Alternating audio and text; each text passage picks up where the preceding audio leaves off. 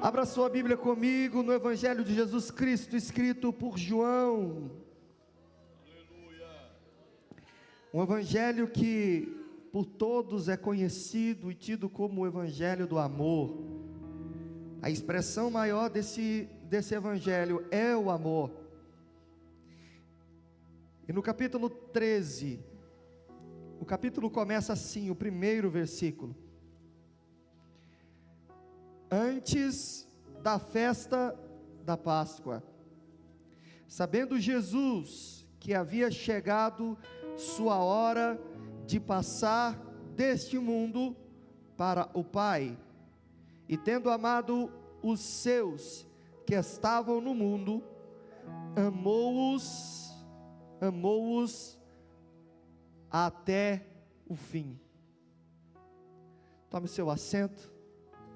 Tome seu assento.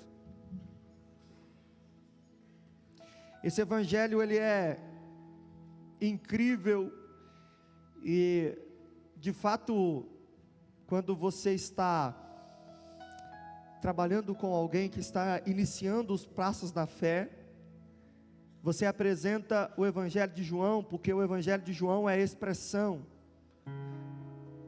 que a gente consegue assimilar minimamente o que é o amor de Deus. Minimamente. Porque o amor de Deus, ele não pode ser descrito por palavras e nem por atitudes humanas. O amor de Deus transcende tudo o que nós conhecemos. Mas esse texto que nós lemos, esse momento em que o texto vai ser escrito, vai retratar o momento que vive Jesus, é o final já do seu ministério. O seu ministério já chega no fim, o ministério público de Jesus. Ele já havia tomado a difícil decisão de entrar em Jerusalém. E como foi difícil essa decisão de entrar em Jerusalém? Porque em Jerusalém havia toda a liderança religiosa, toda a liderança judaica estava ali em Jerusalém. Era o berço de toda a religiosidade judaica. E para essa liderança, Jesus era aquele que destruía a cultura e a religião judaica. Jesus era aquele que colocava em dúvida o que os sacerdotes e os escribas ensinavam. Jesus era aquele que ia tentar quebrar com uma rebelião aquilo que os fariseus tentavam permanecer como algo intangível, que não era passível de modificação. Então, para Jesus entrar, e sabendo desse cenário que ele ia enfrentar, ele teria que ter concluído tudo o que ele veio para fazer, porque ele sabia que ele entraria ali para sofrer os seus últimos momentos da vida. E ali eu digo que quando ele entra em Jerusalém, ele já entra para sofrer. O único momento de alento de Jesus é a entrada triunfal. A entrada triunfal quando as pessoas gritam pensando que está entrando o rei, que libertaria Israel, libertaria Israel das mãos do Império Romano. E quando Jesus entrava, olha a expressão maravilhosa de Jesus entrando, né? Jesus não entrava em um alazão, um cavalo maravilhoso, um cavalo como traz a ilustração, o cavalo de Napoleão, né? Aquele cavalo branco, imponente. Ele entra num jumentinho novo. Eu fico imaginando quão perto do chão Jesus estava, né? Mas ele está entrando, e as pessoas começam a ovacionar Jesus, e nem sabiam que de fato ele era o rei, mas não o rei de Israel, mas o rei do universo. E as pessoas, ao não contemplarem isso, mesmo assim, gritavam: Hosana, Hosana ao Filho de Deus, Hosana ao Messias. E estendiam ramos, atiravam suas roupas para que ele pudesse passar. Mas o domingo de Ramos, né, como é popularmente conhecido, ele acabou. Como tudo que é bom parece que acaba rápido, né? Tudo que é agradável parece que acaba rápido. E o domingo de Ramos, ou o dia da entrada triunfal de Jesus, passou. E quando ele passou, aquela multidão que gritava Hosana, Hosana, foi para casa e ficou na casa. Foi cuidar da vida. E honestamente, tudo o que acontece em seguida desse episódio dá a entender que eles esqueceram Jesus. Jesus havia entrado em Jerusalém para assumir a sua posição segundo a visão deles, mas parece que eles esqueceram que Jesus tinha entrado. Por que eles esqueceram? Porque Jesus não veio para trazer uma revolta armada. Jesus não veio para modificar o sistema que estava implantado. Jesus veio para resgatar almas que estavam perdidas. Só que esse trabalho de Jesus as pessoas não veem. As pessoas não conseguem ver. As pessoas veem dinheiro. As pessoas veem armas. As pessoas veem exército. Mas as pessoas não veem o resgate da alma, o trabalhar na vida. E agora ele está chegando próximo ao dia da Páscoa. Páscoa era a celebração das maiores para o judeu. E tudo que ele vai ter, naqueles últimos momentos de paz que ele vive, nos últimos momentos de paz, na sua alma que ele vive, tudo que ele terá são os 12 discípulos. Os 12 discípulos. E o que eu acho interessante é que esse capítulo começa dizendo a tônica do Evangelho de João. A tônica do Evangelho de João é dizer como Deus nos ama e como Cristo nos amou. E ali ele vai começar dizendo justamente o versículo que nós lemos, antes daquela celebração máxima dos judeus. Ele reúne os 12 e vai demonstrar o quanto ele ama os 12. E a expressão amar até o fim, ela tem duas qualidades aqui que tentam ser mostradas por João. Primeiro é a qualitativa e depois a temporal. A qualitativa, o quanto Deus amou esses discípulos. O quanto Deus amou aqueles que estavam o seguindo. O quanto Ele amou. Amou até o fim, até dar a sua própria vida. Até não ter mais o que dar, porque a sua vida foi tirada dele. Ele deu tudo, tudo, inclusive a vida. Isso é o amor que João tenta mostrar de maneira qualitativa. E de maneira temporal que ele amou até o último dia de sua vida. Até o último dia que ele estava aqui como homem, até o dia da crucificação, ele amou os seus discípulos. Isso é tão verdade, que no ato da crucificação, no caminho para o Gólgota, você imagina, irmão, você consegue imaginar essa situação? Você às vezes com uma dor de dente, você já esquece dos seus, não é? Você não, eu também. Às vezes dá uma gripe na gente um pouco mais forte, como essas que tem dado, e a gente só se preocupa com uma coisa, o que é? Sarar. Não é isso? E você quer toda a sua atenção para você, porque você quer que as pessoas cuidem de você.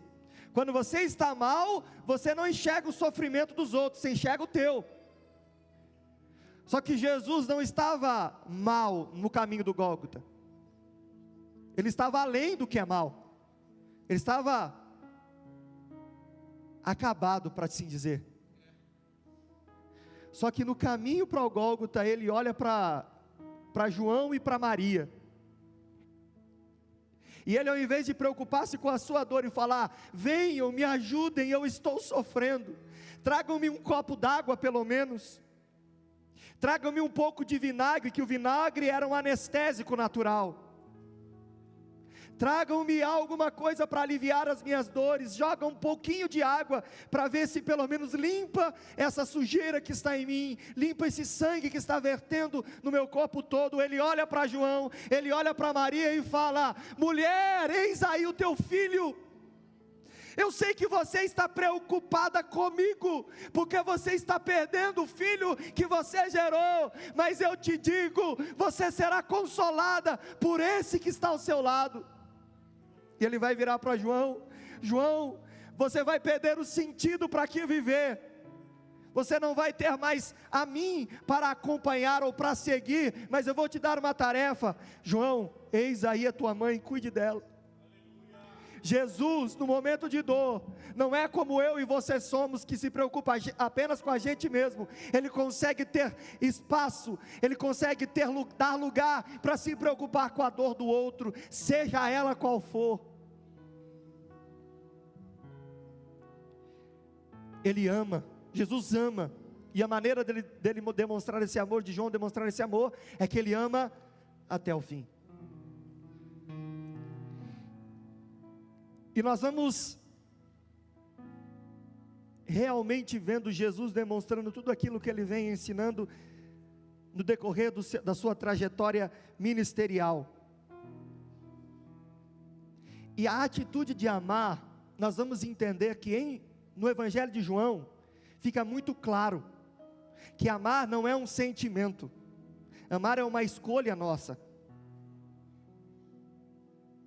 Aí você fala assim: não, eu amo só porque sinto. Então se você sente para amar, você não ama de verdade, entendeu?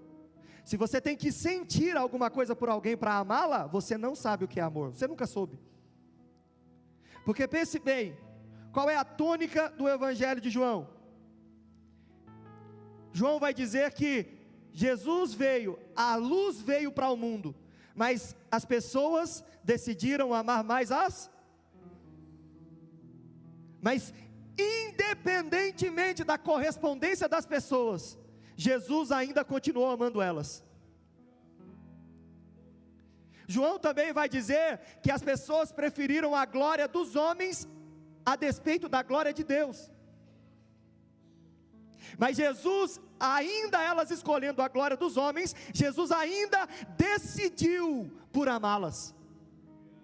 Esse amor que nós temos que aprender, o amor verdadeiramente bíblico, não é um amor que eu sinto, que eu espero alguém me dar alguma coisa, é o amor que independentemente de alguém fazer alguma coisa de bom, é um amor que independentemente de eu sentir ou não sentir, eu amo. Por quê? Porque é essa a decisão que nós devemos tomar. Jesus vai dizer que qualquer um que diz ao seu irmão raká, que é uma expressão de ódio, de desprezo, já cometeu assassinato no seu coração. Sabe por que ele fala isso? Porque para o crente não há espaço no coração para desprezo e nem para ódio. Eu sei que é difícil você assimilar isso, eu sei que é, mas esse Jesus de amor, ele está aqui, ele pode começar a brotar, fazer brotar em você o verdadeiro amor, o único amor que importa. O resto não é amor. E ele vai demonstrar isso. Jesus sempre vai preferir amar, escolher amar, ao rejeitar. Preste bem atenção no que ele vai dizer. Olha o que Jesus faz com aquele que o trairá. No momento em que está sendo traído, Jesus escolhe amar aquela pessoa que o trai. Se fosse o amor podre que a gente aprendeu a ter, quando nós somos traídos, sabe o que nós faríamos? Enxotaríamos, lincharíamos a pessoa, de qualquer maneira, física ou moralmente falando. Mas o amor de Jesus é o amor que Ele quer nos ensinar, dia e noite. Ele quer nos ensinar em todos os momentos da nossa vida. E Ele ensina a gente através das provações, Ele ensina a gente através da sua palavra, Ele ensina a gente de um jeito ou de outro. E esse amor olha para os olhos daquele que o está entregando à morte e fala: você é meu amigo.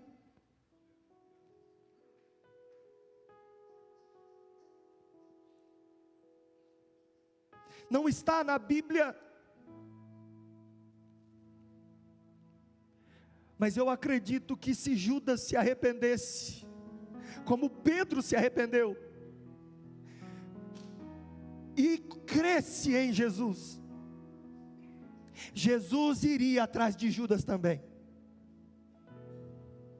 porque Jesus não é como a gente é, Ele não guarda mágoa, Ele não guardou de Pedro, e Ele sabia que Pedro iria negar, antes que ele negasse, mas em todo momento, Ele amou Pedro.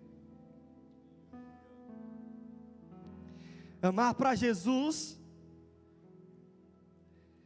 sempre foi uma atitude de estar à disposição das pessoas, e nunca o contrário. Olha, preste bem atenção em como Jesus faz. Jesus se dispunha a amar, mesmo que não fosse amado. Se você observar, até com a gente é assim.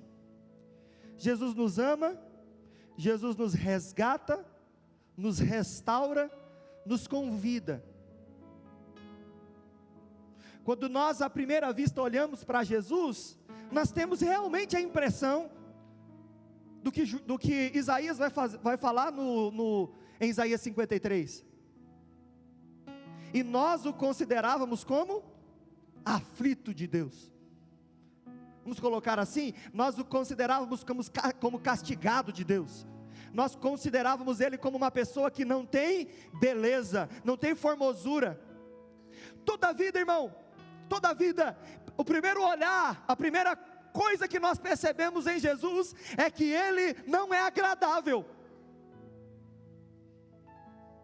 que Ele não é agradável. Ao primeiro olhar, a gente não sente paixão ou amor por Jesus.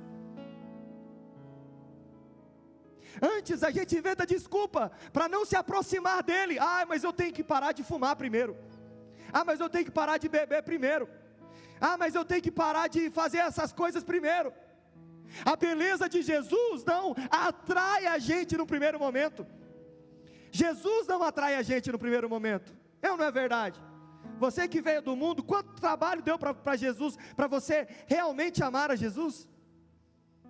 Mas independente se você desprezava Ele ou não, Ele ainda te amava. Ele sempre te amou, porque Ele não é condicionado a nos amar. É isso que é o mais interessante. Não é a circunstância que faz Jesus me amar, não é o que eu falo, não é o que eu digo, não é isso. Ele me ama, porque eu sou amado por Ele decidir me amar. E Ele vai tendo paciência, porque o amor é paciente, diz a palavra. Tudo suporta. Não é o amor suporta algumas coisas. A Bíblia vai dizer que o amor tudo suporta. E Jesus me suportou. Jesus suportou o insuportável, porque cá para nós, tem alguém mais insuportável do que eu? Eu não conheço. Não é para concordar não, mulher. Pelo menos você tem que dar uma moral para mim agora. Mas eu sou insuportável. Os irmãos aí que convivem mais tempo comigo sabem que eu sou insuportável. Minha esposa nem se fala, né? Só que Deus suportou aquele que é insuportável, porque Ele amou o insuportável. E Ele foi se mostrando, e à medida que Ele foi se mostrando, eu fui conhecendo a beleza que os meus olhos apenas não contemplavam, e a beleza de Jesus fez eu conhecê-lo cada vez mais,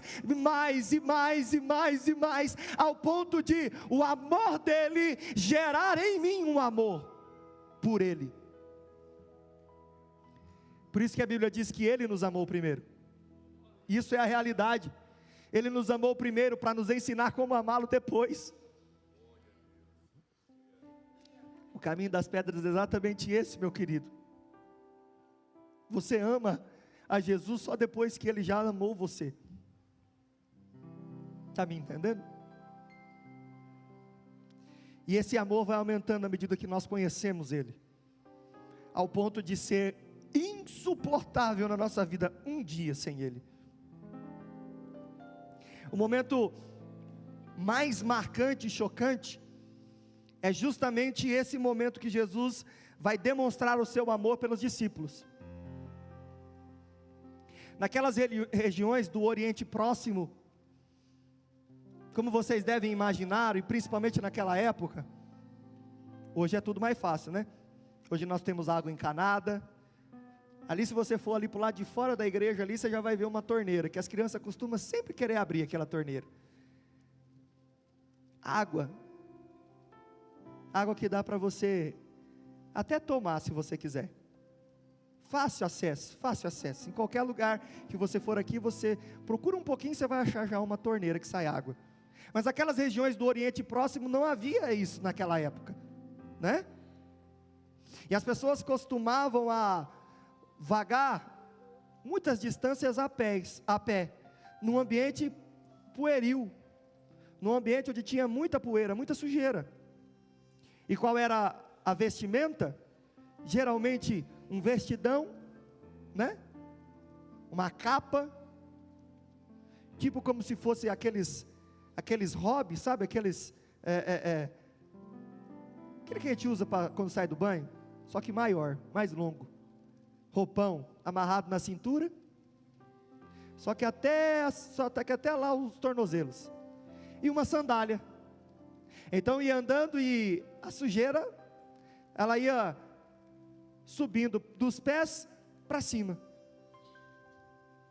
e conforme ia andando mais sujava, e as distâncias andadas naquela época eram muito grandes, não tinha carro. Quem tinha o privilégio tinha um jumentinho, tinha um cavalo para andar, mas a maioria das pessoas era a pé mesmo, ainda mais as pessoas que conviviam com Jesus, todos a pé. E geralmente, quando você chegava em uma residência, um local, para jantar, para comer, para ter uma refeição, para fazer uma reunião, para fazer uma visitação apenas, geralmente tinha lá na porta, esperando você, um escravo, não era uma outra pessoa, não era o dono da casa, não era o filho do dono da casa, não era a esposa do dono da casa, não, era um escravo, uma pessoa que era tida por aquele que era o dono, como menos que um ser humano, porque ser humano tem dignidade, ser humano pode escolher, ser humano pode decidir, ser humano pode ir aonde quer, o escravo não, o escravo faz o que alguém manda, vai aonde alguém quer que ele vá, escravo não tem poder de decisão, e esse escravo ficava ali. Alguns eruditos vão dizer que esse escravo ficava apenas com uma tanguinha, sabe? Para cobrir a sua nudez total, e ele ficava ali naquela porta esperando com uma bacia de água, certo? E uma toalha, para que quando aquela pessoa entrasse, ela pudesse ter os seus pés limpos, porque estavam muito sujos. Você imagina? Eu tenho um problema muito sério, meus pés e minhas mãos suam bastante. Agora você imagina naquele ambiente, e andar com a sandália, com a alpargata, e andar e fazendo aquele barulho de chinelo molhado, sabe? Plof, plof, cheio de barro na sola do pé. Era assim que esses homens estavam, um calor, mais calor do que aqui, e eles chegavam naquele lugar e aquele escravo os recebia. Quando nesse ato eles estão se reunindo, nesse momento eles estão se reunindo aqui, não tem escravo, porque é uma reunião marcada esporadicamente. Eles estão no cenáculo, no lugar de cear, no lugar de comer, mas não tem escravo, não é nada organizado aos mínimos detalhes, não existe escravo naquele lugar. E todos os discípulos vão chegar e vão reclinar-se à mesa. O que significa isso? Eles geralmente não tinham um banco para sentar, apenas uma mesa, então eles vão sentar-se no chão e se escorar com o braço no chão mesmo, sabe? Sabe quando você está sentado no chão e você se escora num braço? Daquela mesma forma. Por isso que a palavra de Deus vai dizer que João reclinou-se ao peito de Jesus, ao lado de Jesus, mas a intenção não é que ele descansou, a intenção é que ele simplesmente se apoiou no braço, no lado de Jesus.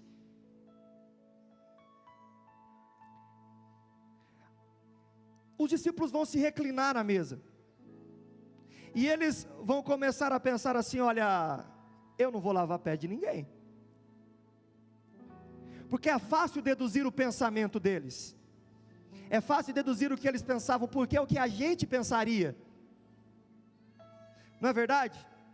Dentre os discípulos que estavam ali, dentre os 12, quem era o maior? Fala para mim quem que era o maior. Não tinha maior, né? Dentre os 12 não tinha maior. Dentre os 13, incluindo Jesus, aí tinha maior, Jesus era o maior. Então lavar os pés de Jesus era uma atitude que qualquer um deles iria fazer, certo? Era esperado, porque Jesus é o chefe, Jesus é o líder, Jesus é o mestre. Ele vai entrar, já é tradicional, que aquele que é o maior vai ser servido, vai ser bem tratado, vai ser honrado.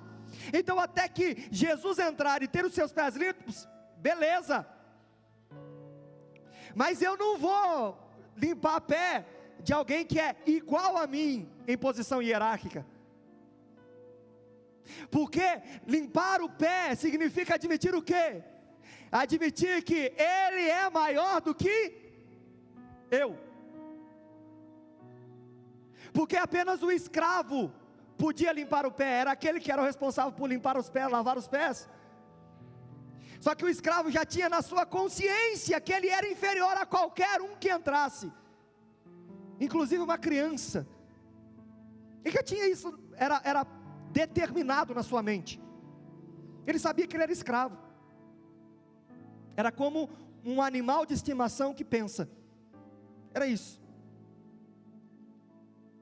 E esses discípulos vão falar assim: olha, o de Jesus até que eu lavo, mas o dos outros eu não lavo não, porque os outros são igual a mim, os outros são o irmão da igreja igual eu, eles não são pastor, os outros são diácono igual eu sou, eles não são presbítero, os outros são presbítero igual eu sou, eles não são evangelista, os outros são evangelista igual eu sou, não são pastor, os outros são pastor igual eu sou, não são pastor presidente, ou como está na moda hoje, pastor sênior. Quem está na mesma posição hierárquica com a gente, irmão, a gente não quer servir, porque isso significa que a pessoa está tendo um tratamento superior àquela que ela merece, dado por mim. E um outro pensamento é: que benefício essa pessoa vai me gerar? Né? Alguém que é maior que eu pode gerar um benefício para mim, tem autoridades que eu não tenho, tem poderes que eu não tenho, então pode fazer algo por mim. Mas alguém que é igual vai fazer o que por mim? Não pode fazer. Eu vou chegar no máximo do lado dele, não vou conseguir ir além. Não é assim? Esse é o pensamento dos discípulos, é o pensamento nosso. Não é isso que muita gente fala? Ah, não vou pegar água para aquele irmão não, deixa que ele se vire, ele tem perna. Não é assim que a gente faz? Mas se o pastor pede uma água, alguém vem correndo: ô pastor, a água aqui, ó, tem que estar tremendo. O que é a diferença? Qual é a diferença? A diferença está na nossa cabeça. A gente sempre aprendeu que aqueles que estão em posição de autoridade devem ser honrados. E a gente faz essas coisas às vezes sem pensar, não é? Automaticamente. Os discípulos estavam da mesma situação. Eu não vou dar presente para o fulano de tal não. Ele não merece não. Não deu para mim, vou dar para ele. Não é isso que a gente pensa? Exatamente isso. E a gente acaba tendo o mesmo pensamento que os discípulos tinham. É fácil deduzir o que os discípulos estavam pensando. Exatamente isso. É fácil, porque a gente pensa igual. Eu e os discípulos não somos nem um pouquinho diferentes. Somos iguais. Então eles olhavam para os discípulos e falavam assim: olha, não vou lavar o pé de ninguém não, deixa que ele se vira, ele sabe lavar o pé, ele sabe onde está a bacia, ele sabe onde está a toalha, ele mesmo lava, ele mesmo seca. Aí a palavra de Deus vai nos dizer, João narrando, e esse é um episódio que só João narra, né? Jesus vai pegar, despir-se do seu manto. O que eu acho interessante nessa passagem, é que alguns vão dizer, que ele apenas tirou a parte de cima, mas outros dirão, que ele tirou toda a sua capa. Se ele tirou toda a sua capa, irmão, ele ficou como um só de tanga.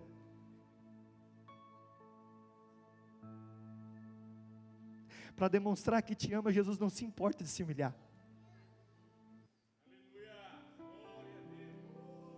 Jesus ficou seminu, irmão. Ele tirou toda a sua roupa. Ficou apenas com uma tanguinha. Sabe aquelas tanguinhas que você vê nos filmes? Daquele povo antigo? Para cobrir a sua nudez. Porque não seria vergonha para Jesus ficar nu, mas seria uma falta de respeito com quem estava ali. Jesus vai tirar a sua roupa, ficar apenas daquela situação, e vai fazer uma demonstração de amor pelos discípulos. Eu acho importante o Senhor de todo o universo se pondo naquela posição.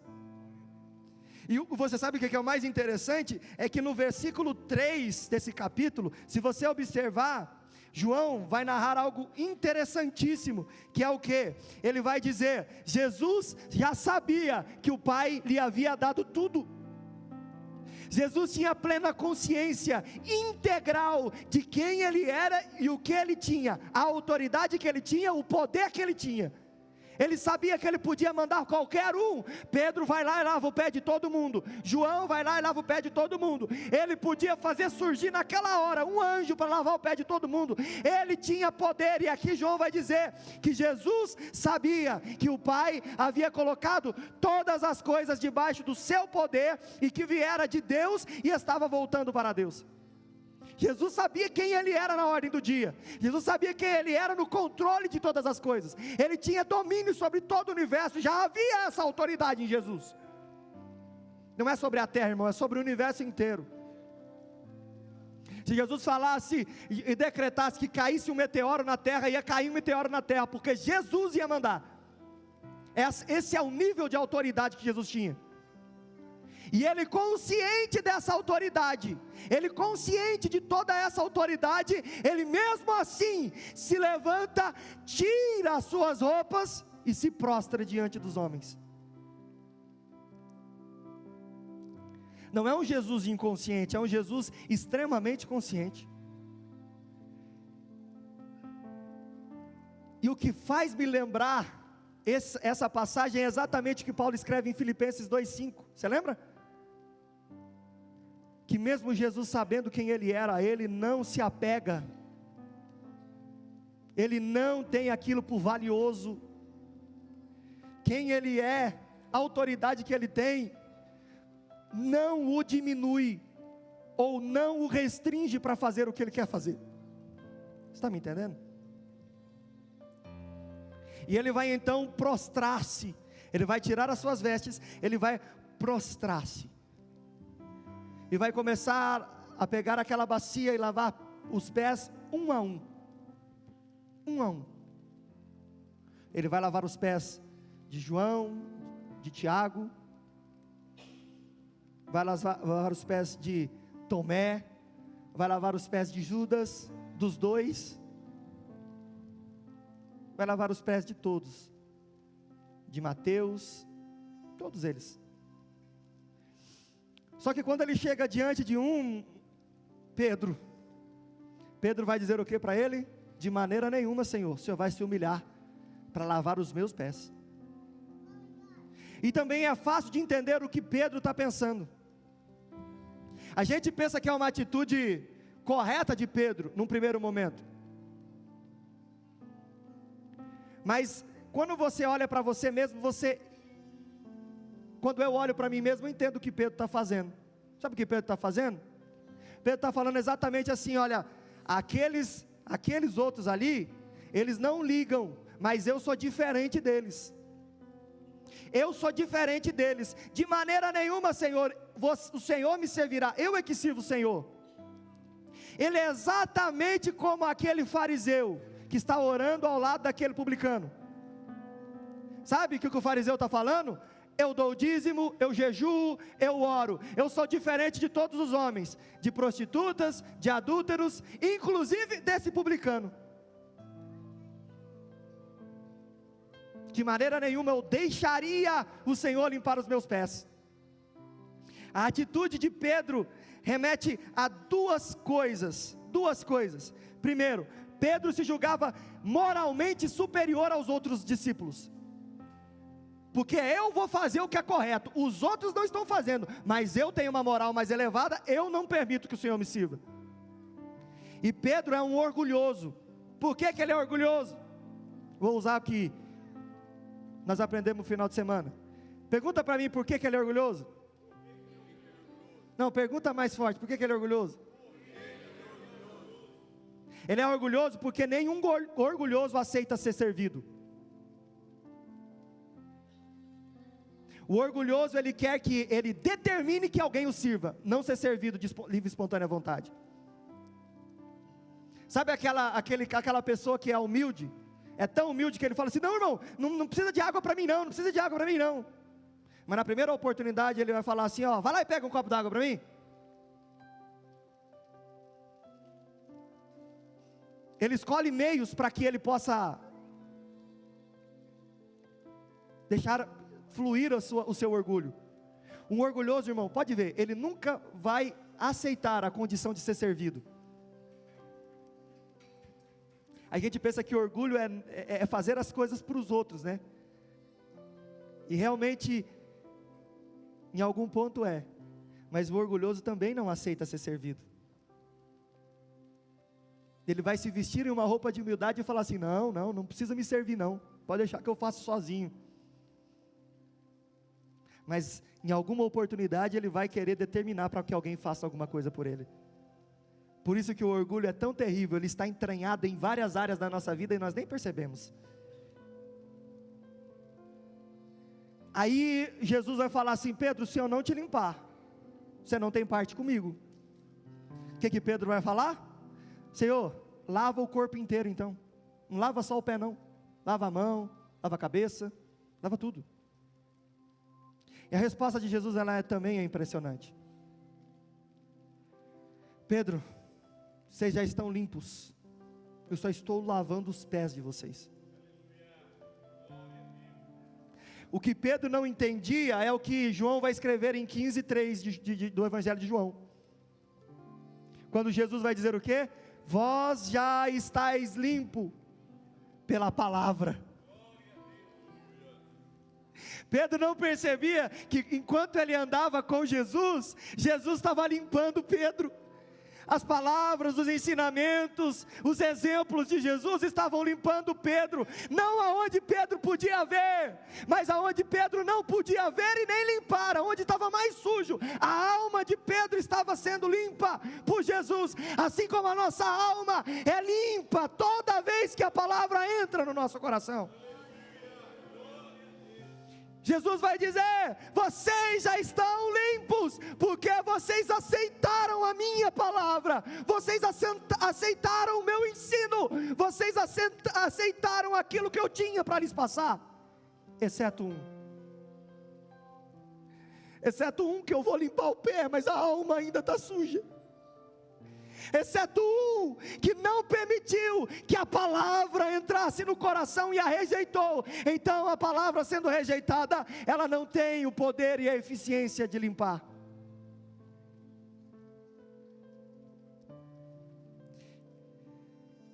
Eu acho muito interessante que Jesus conhecia todos os seus discípulos e Jesus escolheu todos eles. Nenhum foi apontamento de ninguém. A Bíblia não vai dizer: olha, recomendaram Tiago, recomendaram Judas, o Tadeu, recomendaram Judas, o Iscariotes. Não, ninguém, é Jesus quem escolhe. E Jesus, depois de orar, os escolhe. Jesus sabia de cada um deles. Jesus escolheu Judas de propósito. Sabe por que Jesus escolheu Judas de propósito? E aí a gente vai entrar a teologia calvinista vai dizer que foi tudo determinado. Para mim, eu tenho uma outra leitura disso aqui. Jesus sabia o que tinha no coração de Judas. E em todo momento, durante todo o ministério de Jesus, ele tentou resgatar Judas. Judas recebeu o mesmo ensino de João, de Tiago, de Pedro. Ele recebeu o mesmo ensino de todo mundo, porque só ele que continuou no caminho errado. Porque ele foi o único que não deixou a palavra entrar no coração. Foi o único que, vendo todo o amor de Jesus, decidiu não amá-lo. Decidiu não amá-lo. Assim como nós fazemos, nós estamos no mesmo ambiente, mas tem gente que decidiu amar a Jesus, e amar a Jesus segue os seus preceitos, e tem gente que ignora tudo que Jesus fala, e fala assim: eu vou viver da minha vida, Jesus não sabe de nada. Esse povo crente aí é tudo Caxias, Carola, e fica implicando com a gente. Não, irmão, é que a gente ama tanto a tua alma, que a gente quer ver ela na eternidade. Então a gente pega no teu pé mesmo, mas a gente pega no teu pé com convicção, de que aquilo que a gente está ensinando e falando, vai te levar para a eternidade, ter um relacionamento verdadeiro com Cristo. Isso é a maior expressão de amor. Amor não é aquilo que é permissivo, permite tudo. O amor não fala que o amor tudo permite, não. O amor tudo suporta, mas não tudo permite. E nós vamos ver que todos eles, Jesus tinha ensinado. E Judas é diferente. Judas é diferente, Valquir. Enquanto os outros pegavam do pão na mesa para poder comer, e pegavam do vinho para poder tomar, Jesus pegava do seu pedaço, do seu bocado, molhava no seu copo de vinho, e dava na boca de Judas.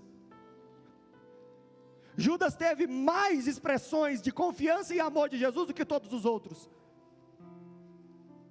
Mas Judas decidiu no seu coração. Decidiu que não amaria Jesus. Decidiu que não daria lugar a Jesus. Só que independentemente da situação e da posição de Judas, Jesus ainda continuou amando ele.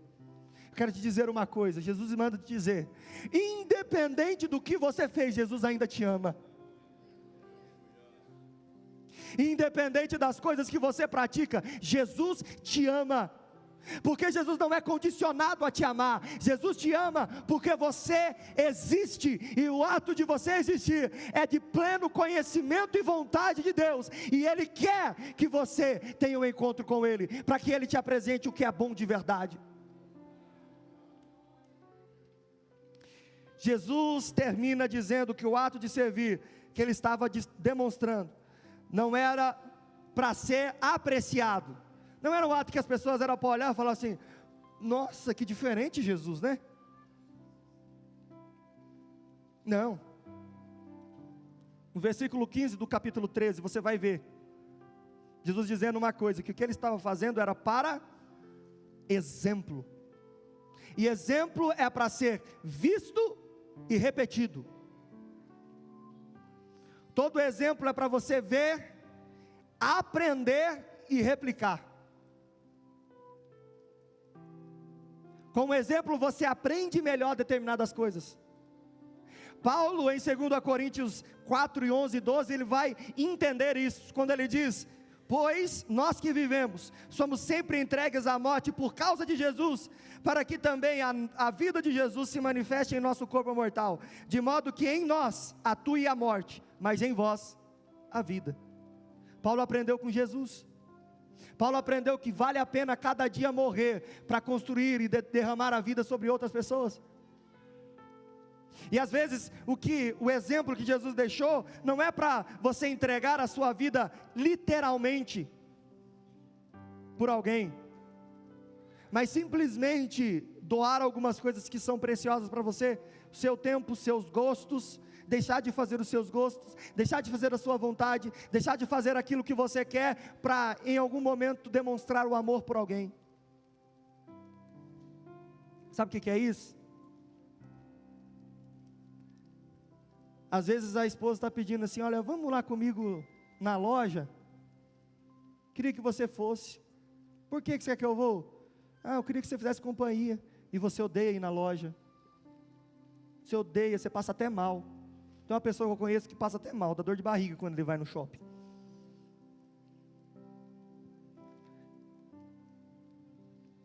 Mas mesmo assim você decide fazer, você está dando a sua vida para aquela pessoa, anulando quem você é, anulando o que você gosta para fazer a vontade de outra pessoa. Para Jesus, homem, não era gostoso se abaixar, mas para Jesus, Senhor, Ele não tinha por usurpação o ser Deus anular Ele de servir alguém.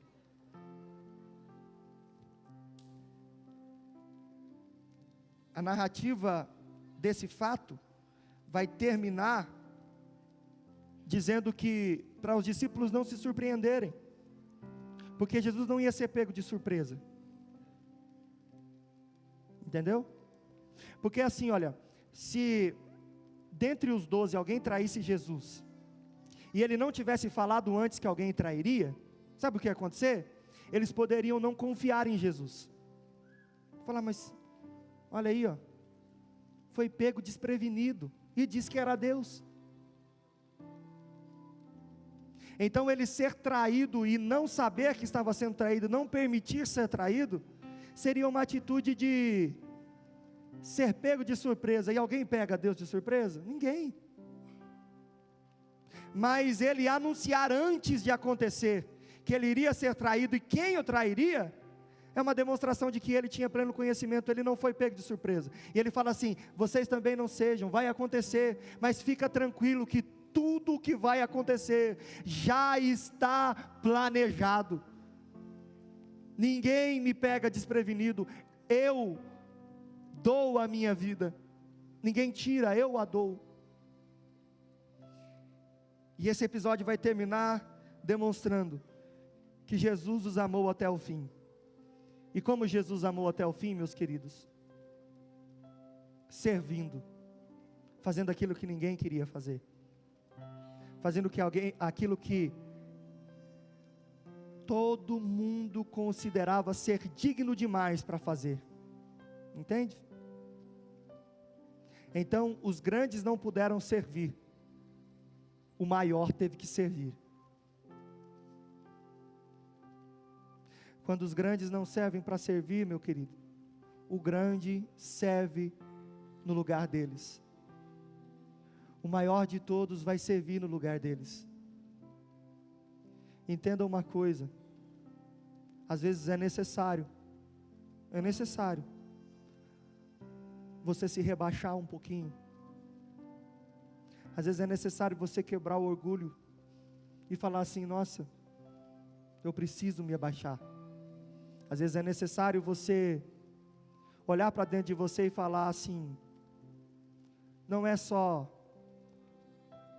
eu não vou dar só para receber. É uma cultura que tem, né? Parece que na Bíblia está escrito: eu só dou quando eu recebo. Parece que na Bíblia está escrito isso. Mas na Bíblia está escrito: melhor coisa é dar do que receber. Não é isso? Mas parece que está escrito: é melhor receber para dar depois. Parece que está escrito isso, porque virou uma verdade.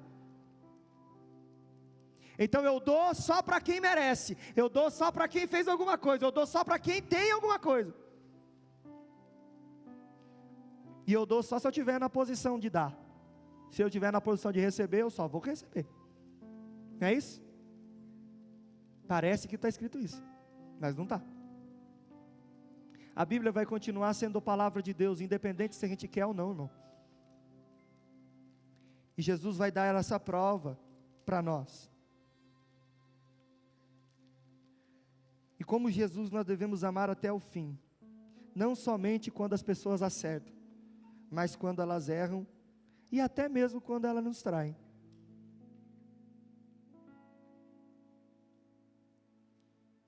Se Jesus estivesse andando com a gente hoje, Ele aprovaria a nossa maneira de demonstrar o amor ou não? E a intenção não é que você olhe para outro e falar, do jeito que esse pastor ama, não aprovaria não, irmão.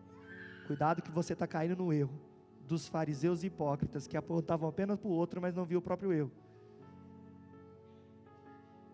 O interesse de Jesus é que você olhe para dentro de você mesmo, como Paulo vai dizer em 1 Coríntios 11, examine-se pois o homem a si mesmo. Será que aquela pessoa que te pediu ajuda aquela vez, você falou assim, eu estou muito ocupado? Será que aquela pessoa que te pediu para você fazer um favor para ela, você falou, olha, não posso hoje? Você podia, só você não queria. Está entendendo? É nesses detalhes que Jesus está.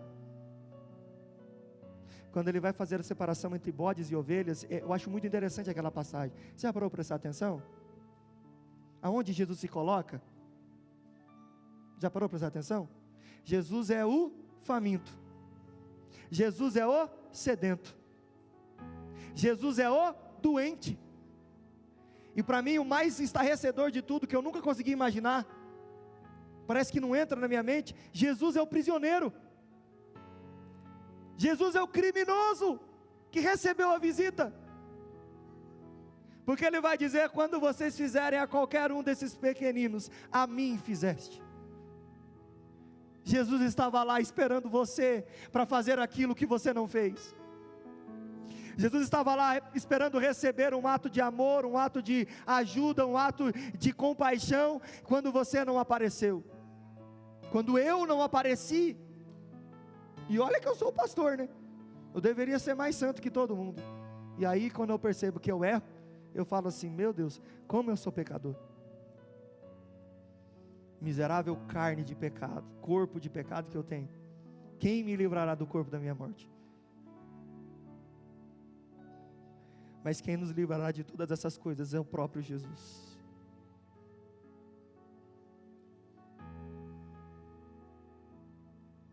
E servir, esse ato de lavar pés é tão simples, mas ele tinha um significado. Sabe qual era o significado? Jesus olhava para os discípulos e falava, vocês, limpos, são importantes para mim. Vocês puros são importantes para mim. E pés e mãos, preste bem atenção, a Bíblia sempre vai fazer essa analogia.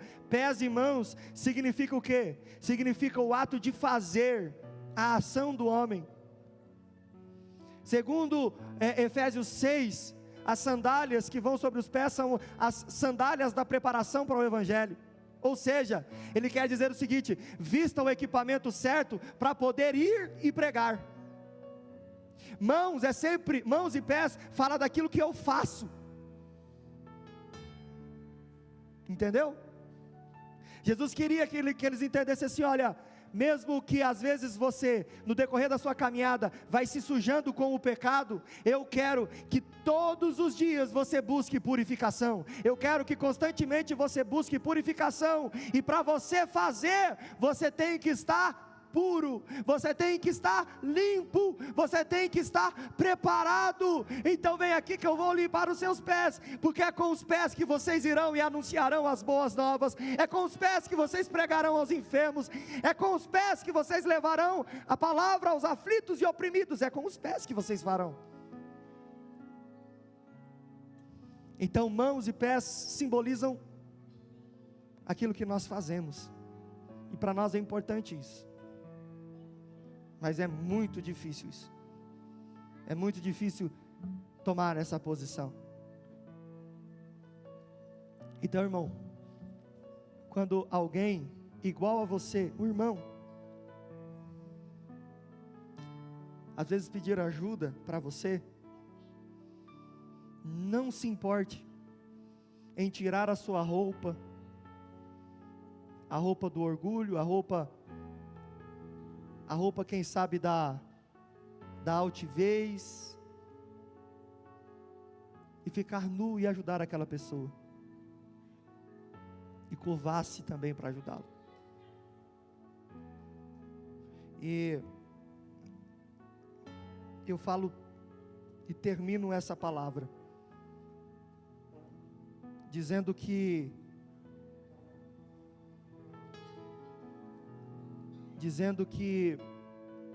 nessa manhã, quase que eu falo noite, todos vocês são bênção para a minha vida em particular. Todos vocês têm ajudado essa obra. Só que existe um casal aqui que tem sido particular auxílio enviado para uma necessidade específica, muito específica. Muito específica. Que Deus tem usado para ajudar esse ministério que nós acreditamos que possa ser que dure um pouco, ou também pode ser que não dure, Deus é o que o sabe. E nesse ato, como prova de que Ele é importante, nós queremos Ele aqui. Eu quero servi-lo nessa noite, ou nessa manhã, né? Falei que eu ia falar uma hora e ia escapar à noite. E se você me permitir, meu querido, meu irmão, meu amigo, meu companheiro, eu quero me curvar diante de você.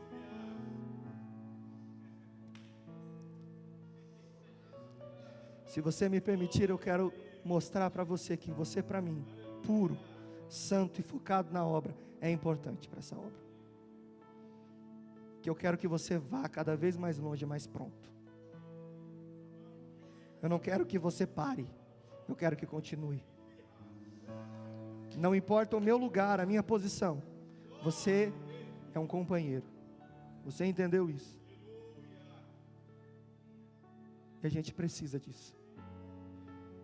Então, se assim a igreja o permitir, eu quero me despedir do meu paletó. Só isso. Não vou ficar de tanga. Os irmãos queriam que eu ficasse só de tanga, né? Fala a verdade, vocês estavam querendo, né? E eu quero, através desse ato, dizer que eu não me importo com a posição que eu me ocupo. Eu me importo em servir.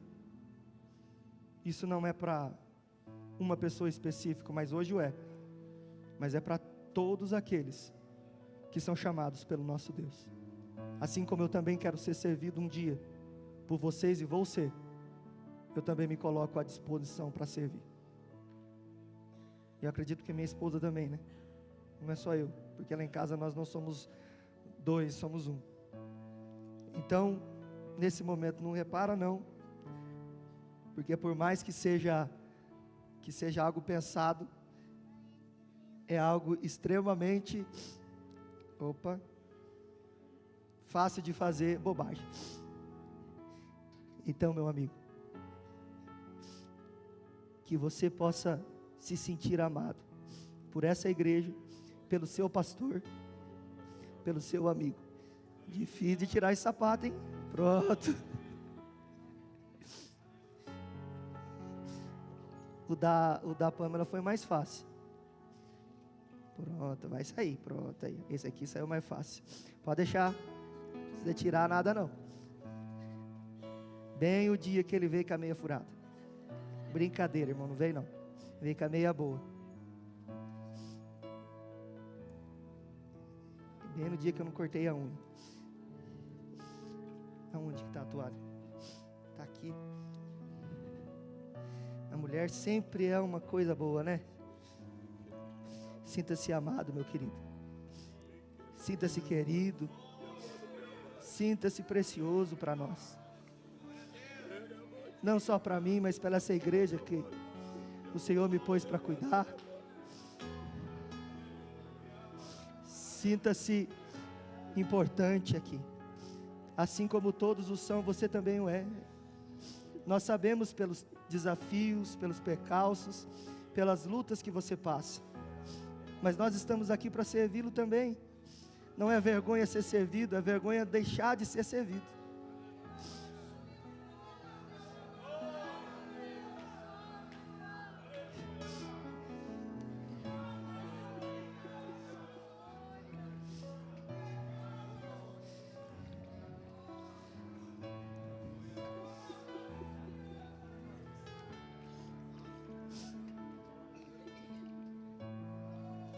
por aceitar o nosso ensino, a nossa visão, por caminhar conosco. Nós o consideramos preciosos para nós.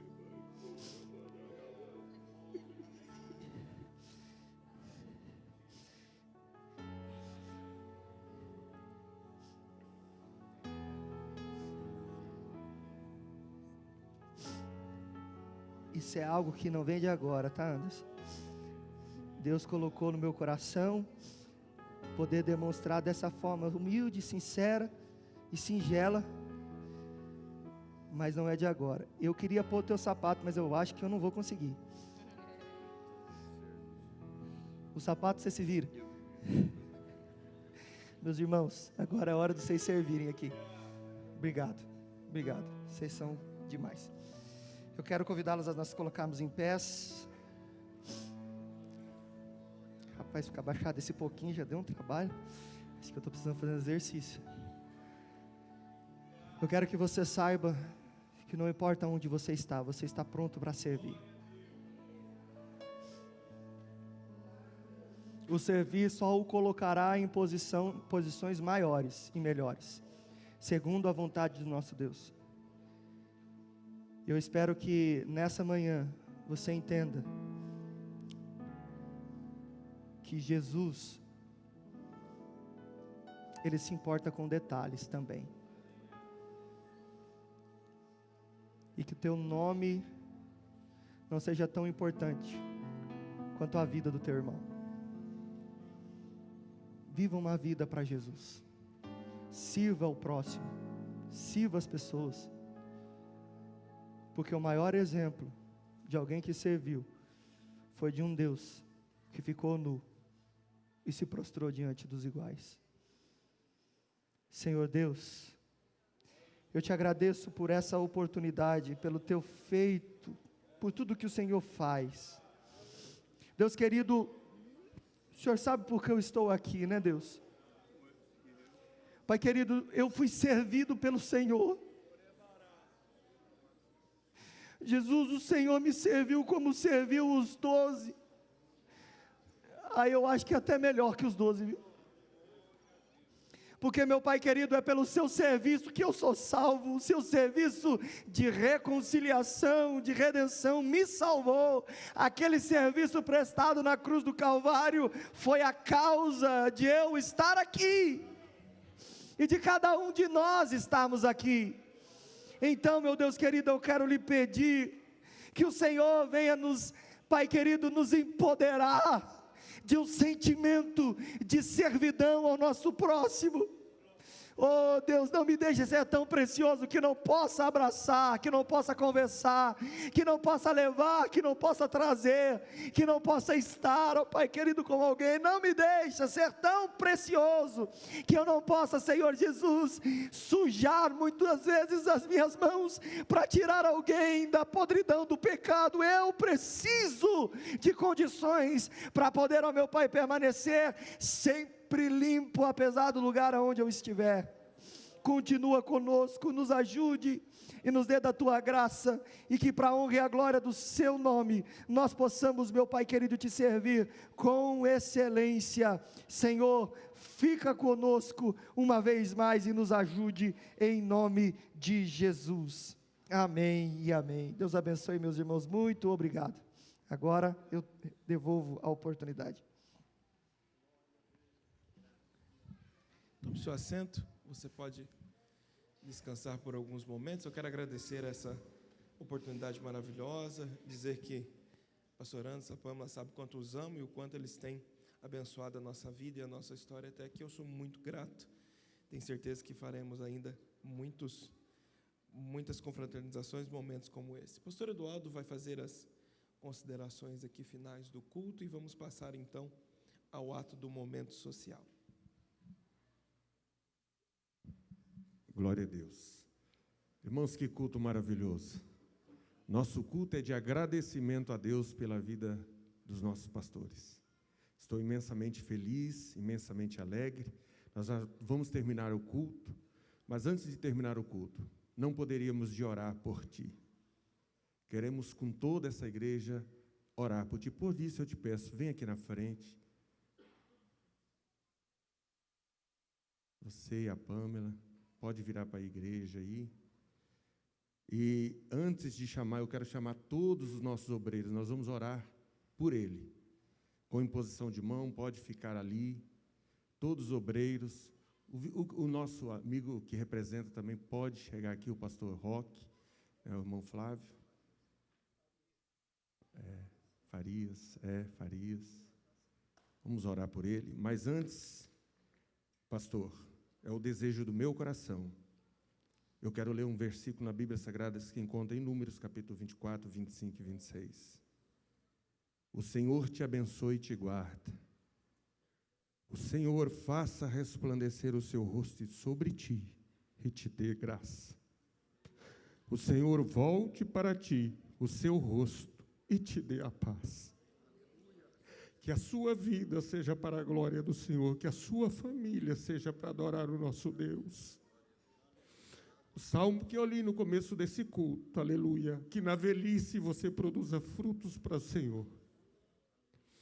Que Deus te ajude em nome do Senhor. Vamos orar, igreja, em nome de Jesus. Oremos. Pai eterno, Senhor Deus, diante da Tua presença estamos neste momento. Queremos agradecer, Pai, a vida desta família, a qual o Senhor trouxe a este lugar, para que aqui o Teu nome fosse adorado. Pai, queremos interceder nessa manhã, pedindo que a Tua bênção, a Tua graça e a Tua misericórdia os acompanhem em todos os momentos, nos momentos difíceis, a qual a Tua igreja não pode ver, lá no lar, na família, na doença, Pai, na escassez. Deus, o Senhor seja com eles, porque o Senhor os chamou para esta obra, o Senhor os colocou neste lugar, e ninguém sabe aonde o Senhor os colocará amanhã, mas eu te peço nesse momento, que o Senhor esteja com eles, aonde quer que o Senhor os mandar. Deus, em nome de Jesus, que o teu nome seja glorificado, e eu quero te agradecer em nome de Jesus, para a glória do seu nome, amém. Glória a Deus, aleluia. Como é bom, né, meus irmãos? É um dia de alegria, é um dia de agradecimento por tudo que Deus tem feito por nós. Neste momento, encerramos aqui o culto de ação de graça. Nós passaremos, então, a solenidade, né, a parte social desse culto, que eu quero chamar aqui o pastor Valquir para estar, e o presbítero Carlos, né? Eu quero que os diáconos nos ajudem, nos orientem. Tira aqui esse púlpito, coloca aqui do lado, por gentileza.